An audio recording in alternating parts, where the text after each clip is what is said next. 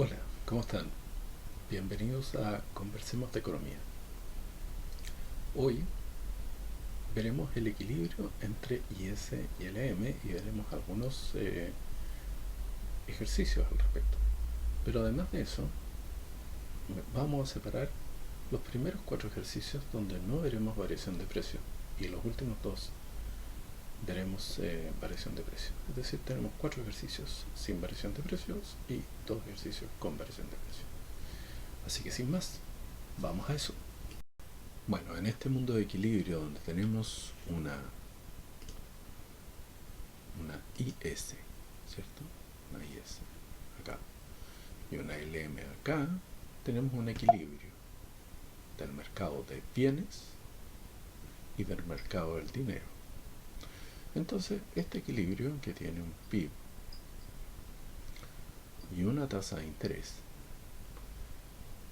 el enunciado nos dice qué pasa si hay expectativas de inflación y ante estas expectativas de inflación se decide disminuir la masa monetaria para provocar un aumento en las tasas. Veamos si funciona.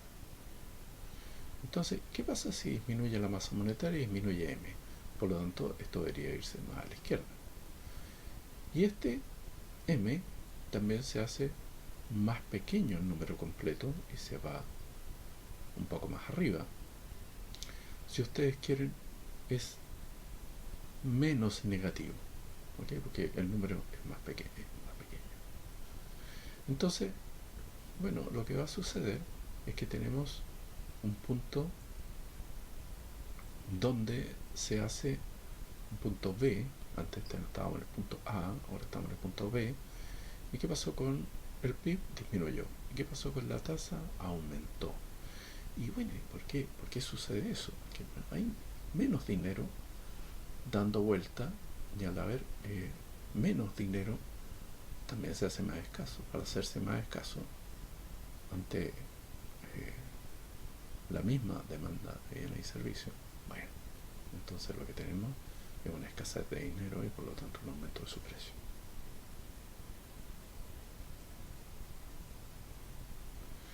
Ahí está cómo disminuye el PIB y cómo aumenta la tasa. Y aquí está la explicación, por si alguien quiere ver, de una política monetaria restrictiva. Su propósito es bajar la inflación a través de un alza de las tasas de interés, logrado a través de una disminución de la masa monetaria, cantidad de dinero nominal de la economía, se realiza a través de la decisión del Banco Central de vender más bonos que los que compra. Bueno, eso lo vimos ya anteriormente, ¿cierto? Entonces, claro, si el Banco Central no es que decida eh, por decreto que va a disminuir la cantidad de dinero, sino que lo hace a través de operaciones financieras. ¿Y cuáles son esas operaciones financieras? En definitiva, para aumentar la tasa de interés y hacer el dinero más escaso, es que el dinero fluya desde los agentes económicos al Banco Central, los pesos. ¿Y cómo se hace eso?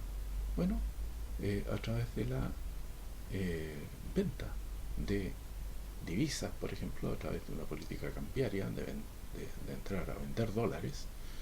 Entonces el Banco Central recauda pesos y esos pesos salen de la economía, entonces hay menos pesos. Lo mismo sucede con los bonos, ¿cierto? Sale a vender bonos y por lo tanto esos bonos implican una recaudación de pesos del Banco Central. Ok. Ahora, aquí dice caso B. Suponga que como respuesta a una crisis social, una reforma tributaria que aumente el impuesto a la renta. ¿Ok? Cuando aumenta el impuesto a la renta, lo que está haciendo es el impuesto a las personas, que es un impuesto progresivo, es decir, no es el mismo tasa de impuesto para todos los tramos de renta, y por lo tanto tenemos un crecimiento de los impuestos de T pequeño, ¿cierto? ¿Y dónde está el T pequeño? El T pequeño va a estar en el multiplicador, siempre. Y al aumentar el T pequeño, el multiplicador, recuerden que el multiplicador es 1 partido por 1 menos propensión marginal a consumir, multiplicado entre paréntesis por 1 menos T pequeño, que es la tasa de la que estamos hablando. Y si aumenta, la economía se hace menos dinámica y el multiplicador se hace más pequeño. Y al hacerse más pequeño el multiplicador, el intercepto que está aquí se va a mover hacia la izquierda, porque va a implicar una contracción de la economía. ¿Por qué? Porque al aumentar los impuestos disminuye el ingreso disponible y por lo tanto hay menos consumo y por lo tanto menos demanda agregada. Eh, en, en, en ese escenario se traslada hacia la izquierda, contrayéndose la curva Y. Sin embargo, este punto, este intercepto, no se mueve porque aquí no hay en ninguna de estas dos variables, una que es el gasto autónomo y por el otro lado está el grado de sensibilidad de la inversión frente a variaciones de la tasa de interés. Aquí no hay T pequeño, por lo tanto este queda igual como un pivote. ¿Ven? Ahí está, se movió entonces de aquí, aquí, ahí.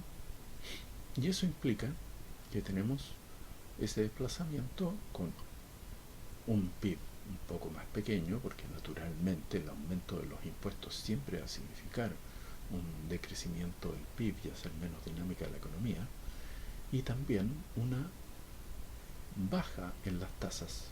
¿Y por qué una baja en las tasas, digan ustedes? Bueno, porque cuando tenemos un ingreso disponible más bajo, las empresas ya no se estoquean porque pretenden vender primero el inventario acumulado. Entonces, no demandan dinero a las empresas para poder endeudarse para comprar más inventario. Entonces, los bancos tienden a ofrecer este dinero un poco más barato, porque claro, tienen mucho dinero que no pueden prestar y nadie se los pide. Entonces lo que sucede es que bajan las tasas, ya que la liquidez se tornó abundante. Y ahí está la política monetaria, política fiscal, restrictiva, que se da cuando disminuye el gasto público, pero también cuando aumentan los impuestos, progresivo en este caso. Lo que ocasiona solo variación de la pendiente de la IS, que se contrae hacia la izquierda, ya que el gasto autónomo no varía. Es por esto que solo varía la pendiente por variación de alfa, que es multiplicador, ¿cierto? Que contiene los puestos personales T. El intercepto vertical de la IS no se mueve, variando solo el intercepto horizontal. Como consecuencia, las tasas de interés bajan desde el punto de equilibrio al punto B. Y esto ocurre porque al aumentar los impuestos queda menos ingreso disponible y por tanto disminuye el consumo, desalienta la inversión y con ello disminuye la demanda agregada y el PIB. Y ante un menor PIB hay menos empleo y como consecuencia hay menos proyectos de demanda de bienes y servicios, lo que genera que los bancos no tienen a quien prestar, lo que baja el precio del dinero, es decir, las tasas de interés. Así que ahí está todo bastante bien explicado, ¿no? Bien, aquí tenemos un caso entonces de que volviera la pandemia, ¿no? Entonces, que como ese es un escenario muy recesivo, porque no habría las mismas productividades, porque se requiere, por ejemplo, de industria pesada, el trabajo presencial, y en los servicios, si bien es cierto, se podrían hacer trabajos remotos, la productividad no es la misma, entonces bajaría el PIB.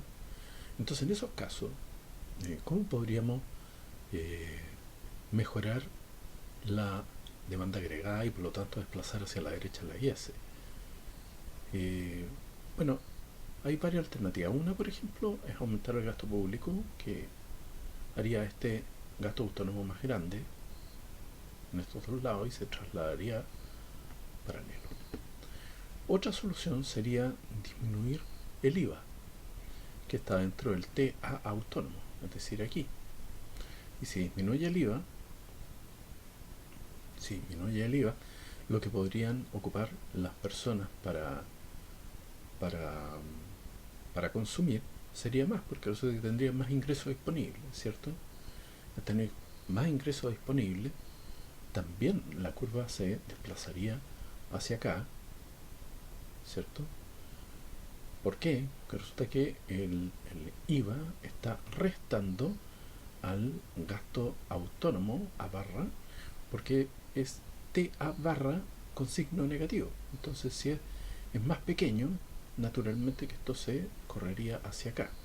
Ahora, la tercera alternativa es disminuir los impuestos personales. Y los impuestos personales son impuestos progresivos, es decir, afectan a la mayoría de la población, excepto los que ganan menos de 800.000 pesos, pues están exentos. Y de ahí para arriba empieza por tramos a aumentar la tasa de impuestos en la medida en que más gana.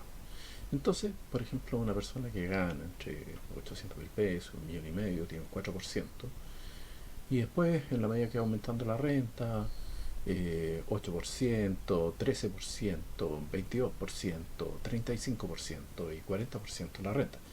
Por ejemplo, que podría tener un rostro de televisión, que gane 40 millones de pesos, bueno, un 40% de eso se iría al fisco menos la rebaja. Entonces, ¿qué es lo que sucedería ahí? Como lo que se mueve es el T chico forma parte del multiplicador, ahí. El multiplicador no está acá, está solamente aquí. Entonces, este no se movería, actuaría como un pivote y esto se inclinaría, ¿cierto? Porque a las personas tener menos impuestos personales, tendrían mayor ingreso disponible y por lo tanto podrían consumir más. Nuevamente, el T chico está restando, eh, o sea, resta en el ingreso disponible y por lo tanto podrían consumir más las personas. Ahora, este número, cuando el T chico disminuye, genera automáticamente mayor demanda agregada. Cuando el T chico, los impuestos progresivos, disminuyen, hace que el ingreso disponible sea más grande. Por lo tanto, hay mayor consumo y por lo tanto hay un mayor dinamismo en la economía. Entonces, cuando eso pasa, el multiplicador, que es el alfa, aumenta, multiplica más al PIB y por lo tanto se desplaza hacia la derecha. De otro modo, la pendiente, como el multiplicador está abajo y ahora es más grande, el número completo de la pendiente es más pequeño. Y eso quiere decir que la inclinación es más chica y por lo tanto es más acostada y entonces esto se traslada hacia la derecha. Ahí está. Entonces vamos a tener otro punto de equilibrio con mayor PIB. Punto B. Y eso nos genera mayor PIB y también mayores tasas, porque se pone un poquito más dinámica la economía. De ponerse un poquito más dinámica, los agentes económicos como las empresas invierten y piden prestado a los bancos y al haber una cantidad parecida de dinero, entonces bueno, al haber mayor demanda de dinero aumenta las tasas. Luego dice aquí, determine qué podría hacer tanto el Banco Central como el Ministro de Hacienda para enfrentar una posible recesión. Ya vimos lo que dice el Ministro de Hacienda, ¿cierto? Bajó las tasas de los impuestos progresivos personales. Es decir, este impuesto que se paga todos los años en abril, el global complementario. Ahora, aquí dice, explique gráficamente lo que ocurriría si se pretende simultáneamente que las tasas de interés no cambian. Entonces, ante este movimiento, el Banco Central dice, bueno, ¿qué puedo hacer yo para que las tasas no cambien, no suban y por lo tanto siga un incentivo a la inversión más o menos importante? Entonces, yo lo que podría hacer, entonces, como Banco Central, es decir, oye, hagamos una expansión monetaria, una política monetaria expansiva, del mismo manera que se hizo una política fiscal expansiva reduciendo el impuesto. Bueno, entonces, ¿qué sería eso? Aumentar el M, que se corriera hacia acá, aumentar el M, que se corriera hacia acá, paralelo, ¿cierto? Y para eso, ¿qué es lo que tengo que hacer? Bueno, el Banco Central puede salir a comprar tanto divisas como dólares, como bonos, y al pagarlos con dinero pesos, ingresa dinero en la economía aumentando el M. Y eso hace que la cantidad de M aumente y se mueva hacia la derecha. ¿Ok? Ahí está. Y al moverse hacia la derecha, note usted que esta es la última IS y esta es la nueva LM. Entonces el nuevo punto de equilibrio es este. ¿Y qué pasa ahí? Es que aumenta el PIB, pero también vuelven a bajar las tasas de interés, porque se vuelven a I1. ¿Fijan? Ahí volvió a bajar la tasa de interés, porque al expandirse hacia acá se hizo un nuevo equilibrio. Entonces fijen todo lo que aumenta el PIB y las tasas quedan iguales gracias a la política monetaria expansiva que hizo el Banco Central. Ahora, al hacer esta política monetaria expansiva hay más dinero circulante y todo lo abundante también es más barato. Ahí está la explicación. Y ahora nos vamos a... Bueno, piensen ustedes ahora en el caso de que aumentó el impuesto a la renta. Si aumentó el impuesto a la renta, que es un impuesto progresivo, ya sabemos lo que pasa, ¿cierto? Tenemos un multiplicador aquí y una pendiente. Esta es la pendiente de la IS. Entonces en esta pendiente, el multiplicador que está en el denominador ante un aumento del impuesto a la renta progresivo, este va a ser más pequeño y por lo tanto el número general va a ser más grande. Y eso quiere decir que la pendiente va a ser más inclinada. Y al ser más inclinada, se corre un poco a la izquierda, ¿cierto? Este va a ser más pequeño, entonces este se mueve hacia la izquierda. Este no se mueve porque aquí no hay multiplicador, no hay este pequeño, y nos queda así. Y tenemos un nuevo punto de equilibrio, y en ese nuevo punto de equilibrio tenemos un cambio tanto en el PIB como en las tasas de interés. Entonces tenemos menos PIB porque claro, la gente tiene menos ingresos disponibles porque tiene más impuestos. Entonces en ese escenario las empresas leen eso, que las personas van a consumir menos y por lo tanto no van a pedir dinero a los bancos para comprar stock e inventario. Y lo que van a hacer es que van a pretender vender su inventario que ya tienen, que le está costando más venderlo. Entonces los bancos, por su lado, tienen una gran liquidez porque no tienen el dinero prestado y necesitan prestarlo, entonces para que se esté moviendo. Y por otro lado, como no hay demanda de dinero, por las razones antes descritas, bueno, los bancos están dispuestos a prestar a tasas más bajas. Y eso es lo que sucede acá, ¿cierto? Menor PIB, menor tasa de interés. Y por otro lado, ahí dice, bueno, que no se quiere evitar que el PIB baje de I1 a I2. ¿Y cuál es la única manera que puede hacer el Banco Central para que eso no suceda? Bueno, hacer una expansión monetaria, ¿cierto? Aumentar los M. ¿De qué manera? Comprando divisas, dólares, o comprando bonos del Estado de Chile. Entonces eso aumenta el M, al aumentar el M se va hacia la derecha aquí, el intercepto, y más negativo acá en la vertical, y se provoca una expansión. Esa expansión tiene que ser al nivel de I1 para que vuelva, ¿cierto? Entonces, al hacer esta expansión, bueno, nuevamente bajan las tasas de interés y vuelve el PIB a ponerse en I1. ¿Y por qué pasaría eso? Bueno, naturalmente por lo mismo, porque al ser el dinero más abundante, las tasas de interés decaen porque los bancos no tienen que prestárselo. Entonces eso tira un poco la producción hacia arriba, producto de que genera un incentivo a la inversión. Entonces tenemos un nuevo punto de equilibrio en C, con el mismo PIB inicial, pero con tasas mucho más bajas, desde I1 a I3, lo que hace que la economía sea mucho más dinámica. Bien, terminado entonces este análisis, lo que hemos hecho hasta el momento es hacerlo sin variación de precios y ahora tenemos que incorporar la inflación. Por lo tanto vamos a hacer los precios variables.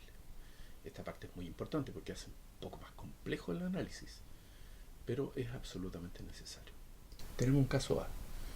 Partimos de un equilibrio inicial. Ustedes no han visto esto, entonces es conveniente explicarlo. Aquí tenemos este mismo gráfico. Este gráfico es exactamente el mismo que el de acá. Solamente que va a haber un punto intermedio. Aquí vamos a evolucionar un poco el análisis. Después va a pasar por este gráfico, que es el 2. Y después dejando ese como está para ver el cambio, vamos a hacer el cambio o el gran cambio en el mismo gráfico, pero desplazadito a la derecha de tal manera que se aprecie qué es lo que sucedió. ¿Ok? Bueno, se recorta el gasto público. Entonces, ¿qué es lo que sucede? ¿A quién afecta? A la IS. A la IS, porque la IS tiene gasto público, la LM no tiene. Tiene otras variables, M, P, K. En cambio, aquí está el gasto público, en la IS. Entonces, si me dicen que va a haber un recorte, va a disminuir el gasto autónomo y se va a mover hacia la izquierda y hacia abajo, generando nuevos interceptos, ¿cierto? Ahí están los gastos autónomos 2. Perfecto, y eso va a generar un nuevo punto de equilibrio. ¿Dónde va a estar ese nuevo punto de equilibrio? Aquí va a pasar de A a B, ¿cierto? Y se va a generar una nueva tasa de interés y un nuevo PIB. Estoy haciendo exactamente lo mismo en el gráfico de al lado, son gráficos iguales. Y ya ven ustedes que tenemos un interés 2 y un I2, y esto generalmente pasa cuando la economía se vuelve menos dinámica, va a haber menos gasto público. Entonces, al haber menos gasto público, piense usted, todos los sueldos que se pagan en el sector público. Entonces, se estima que en este gobierno, por ejemplo, en 2021-2026, bueno, hay 100.000 puestos de trabajo más. Entonces, si se decide despedir a esas personas, va a haber menos gasto público. Entonces, las empresas previendo esto dicen, bueno, pero entonces no va a haber tanto tanto consumo en nuestras empresas. Entonces, que preferimos no endeudarnos en stock de inventario, porque vamos a tener que vender el que tenemos, que va a rotar más lentamente, y por lo tanto va a haber menos producción y al mismo tiempo una tasa de interés más baja, porque los bancos no van a poder prestar dinero. ¿Ok? Ese va a ser el primer análisis. ¿Qué pasa luego? Ahí están las bajadas de las tasas de interés, las bajadas de los PIB. ¿Qué pasa luego? ¿Qué va a pasar en los precios? ¿Ah? Para eso nos vamos a este gráfico. Y en este gráfico tenemos un punto de equilibrio con una demanda agregada y una oferta agregada. Ya vimos ya en videos anteriores que la oferta agregada es muy difícil moverla, aunque es el ideal, pero se demora años. Y cuando tenemos procesos recesivos necesitamos actuar en el corto plazo. Y al actuar en el corto plazo, en la demanda agregada disminuimos el tiempo de las recesiones. Entonces aquí probablemente va a haber un efecto, ¿cierto? Y ese efecto de un recorte en el gasto público va a impactar a la demanda agregada, porque la demanda agregada dentro de sus componentes tiene el gasto autónomo. Y ese gasto autónomo está compuesto por gasto público. Entonces, si ese disminuye el gasto autónomo y al mismo tiempo la demanda agregada. Por lo tanto, ¿qué va a pasar? Se nos va a desplazar hacia la izquierda la demanda agregada. Bueno, aquí pasa algo curioso. Ahí se debería situar el equilibrio, ¿cierto? Donde se cruzan las curvas. Pero se va a situar en B. Porque los precios al principio, muy a corto plazo, son inelásticos a la baja. Por ejemplo, los sueldos no bajan. El petróleo, si bien es cierto internacionalmente ha bajado, aquí en el país no lo ha hecho, porque durante mucho tiempo se ocupó el Fondo de Estabilización del Petróleo y evitó que subiera demasiado. Pero ahora hay que rellenar el fondo. Entonces, cuando se rellene completamente el fondo, se va a reconocer el precio. Y después se va a trasladar hacia el punto C, generando una bajada de precios de P1 a P2. Y volviendo, rebotando un poco el PIB, un poco más, expandiéndose un poco, pero en general tiene un efecto neto de disminución entre I1 y I2. Disminuyó el PIB, pero también disminuyeron los precios. Ahora, ¿qué significa eso en términos del análisis? Fíjate que hasta ahora, aquí, lo único que sabemos es que los precios disminuyeron y hasta este momento los gráficos de arriba son los dos igualitos. ¿Ya? Pero ahora se va a generar la diferencia. ¿Por qué? Porque resulta que descubrimos que en esta situación los precios disminuyen. Y resulta que la LM tiene precio. Ahí y ahí, en esos interceptos. Y si hay disminución, por ejemplo aquí, de este nivel de precios promedio, quiere decir que el M se va a disminuir por un número menor, se va a dividir por un número menor que antes. Y al pasar eso, todo el número aumenta. Y se debería generar una expansión acá. Lo mismo sucede acá. Se hace una expansión de este número. Al ser más pequeño, este número es un poco más grande negativamente y se va un poco hacia abajo. Entonces eso genera una expansión de la LM. Ahí está. Con un nuevo equilibrio aquí. Entonces, en ese punto C, que nos va a generar nuevas tasas más bajas, ¿cierto? De I2 a I3 y un pequeño rebote de crecimiento sin afectar el efecto neto. Aquí igual hay una disminución entre I1 y I3, hay una disminución del PIB, pero sí hay una rebaja en la tasa, ¿cierto? Ahí está. Ahora, ¿qué efecto tiene eso? Bueno, decirnos finalmente que una baja en la demanda agregada provoca una disminución de precios que altera los interceptos de la LM, lo que genera un aumento de la oferta monetaria real y a su vez un aumento de la LM de LM1 a 2 y en el modelo ISLM suponiendo esa magnitud. Bien, finalmente entonces los precios bajan y la tasa de interés baja y los ingresos bajan respecto del equilibrio inicial. Eso provocaría un recorte en el gasto público, ¿no? ¿Qué es lo que viene probablemente en el próximo gobierno 2026 en adelante, producto de que el gasto ha sido muy extenso en este gobierno y probablemente eso podría generar inflación o tratar de contenerla va a ser muy difícil. Probablemente eso podría ir a una baja de impuestos para que el efecto no sea tan nocivo. Vamos a tener acá un efecto inverso, ¿no? ¿Cuál es ese efecto? El recorte de masa monetaria. Recorte de masa monetaria en un principio sería que esto fuera más pequeño y este intercepto completo se corriera hacia acá. Este, al ser más pequeño, también sería menos negativo, sería hacia acá. ¿Cómo lo hace? A través de unas ventas de dólares o unas ventas de bonos, ¿cierto? Ya que eso saca dinero, pesos, para pagarse a los bancos centrales, y el Banco Central lo saca de circulación. Entonces se genera una contracción. Ok, ya no tenemos entonces el equilibrio aquí, sino ahora lo tenemos acá. Y al tenerlo acá, también varía el PIB y varía la tasa de interés. Vamos a dejar los dos gráficos iguales, ¿cierto? Y ahí está la consecuencia, en celestito, ¿cierto? Tenemos un PIB más bajo y tenemos tasa más alta. ¿Por qué? Porque el dinero se hizo más escaso y todo lo que se hace más escaso también es más caro. Ahora, ¿qué consecuencia tendría esto en la oferta y la demanda agregada?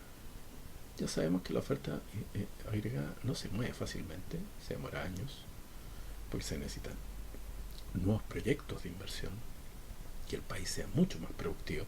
Es decir, no basta solo con utilizar la potencialidad de la capacidad instalada, llegar al 85%, que es el límite, el 85% de la capacidad instalada, porque también hay que hacer paradas de planta, reparar, y para eso hay que parar las máquinas, la gente hay que darle vacaciones, así que nunca llegamos al 100%, pero sí podemos llegar al 85-86% de capacidad instalada. Se necesita más que eso, se necesita invertir para que la oferta agregada pueda generar otra capacidad productiva, ¿ya? Y eso es muy difícil en el corto y aún es difícil en el mediano. Por lo tanto, estimulamos o contraemos la demanda agregada. Entonces, ¿qué es lo que va a pasar si tenemos menos circulante? Fíjate que lo que pasa, vamos a terminar de poner la flechita ahí ya, ok, pero ¿qué va a pasar? Va a disminuir la demanda agregada. Al disminuir la demanda agregada hay que recordar que los precios son inelásticos en la baja y en el corto plazo, es decir, tanto los sueldos como no van a bajar, como tampoco el precio del petróleo, si baja internacionalmente, en Chile no va a bajar inmediatamente, porque hay un fondo de estabilización del petróleo que hay que volver a rellenar, ¿cierto? Ya después de eso, vamos a tener una disminución de PIB igual bastante importante, pero después de eso va a tender este punto a correrse al equilibrio del cruce del equilibrio oferta-demanda.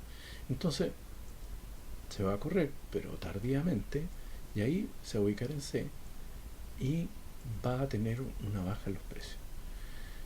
Claro, porque por ejemplo, o sea, ustedes han visto que de repente el precio internacional del petróleo baja, pero en Chile no baja. ¿Y por qué no baja? No porque las bencineras sean frescas, sino porque hay un fondo eh, de estabilización del petróleo. Entonces, como los precios han estado muy altos, se ha gastado como para que no nos afecte. Ese fondo, que es harta plata, cuando el precio del petróleo baja, tiene que empezar a rellenarse de nuevo porque se gastó todo. Entonces, los precios no responden inmediatamente en el caso del petróleo, por ejemplo. ¿Ya? Y aquí los precios bajaron nuevamente. Si ustedes recuerdan, si ustedes recuerdan, eh, una baja en los precios afecta inmediatamente la LM. ¿Sí o no? ¿Y qué es lo que afecta? Bueno, estamos en M2, ¿cierto? Y aquí este precio y este precio de esta nueva LM, bueno, van a disminuir. Y eso va a querer decir que el número completo es más grande. Entonces, el intercepto se va a situar aquí entre medio, porque los, eh, los efectos y contraefectos siempre van disminuyendo. Por ejemplo, cuando uno tira una piedra en el agua, las primeras olas que suscita son un poco más grandes, y a medida en que va pasando el tiempo y va expandiéndose, bueno, las olitas son más pequeñas. Esto va a reverberar aquí y seguramente va a quedar entre medio de ambas. Y por lo tanto va a aumentar a la naranja, ¿ven? Se movió de aquí hasta acá el intercepto, por lo tanto va a haber un nuevo equilibrio que va a estar aquí, ahí está C, y aumenta, ¿cierto? No como al principio, pero aumenta, y tiene un efecto neto negativo, que es eso, pero aumentó, ya por último va a tener un efecto, pero no tan terrible. Entonces, eso genera un nuevo equilibrio, y ese nuevo equilibrio es el naranja, donde vamos a tener una, una ligera disminución de las tasas y un ligero aumento del PIB, ¿cierto? Como resumen, al incorporar la inflación nos podemos dar cuenta que efectivamente ante una política monetaria restrictiva, las tasas bajan, pero no tanto como antes, y el PIB baja, pero no tanto como antes al incorporar la inflación, si ustedes comparan los dos gráficos.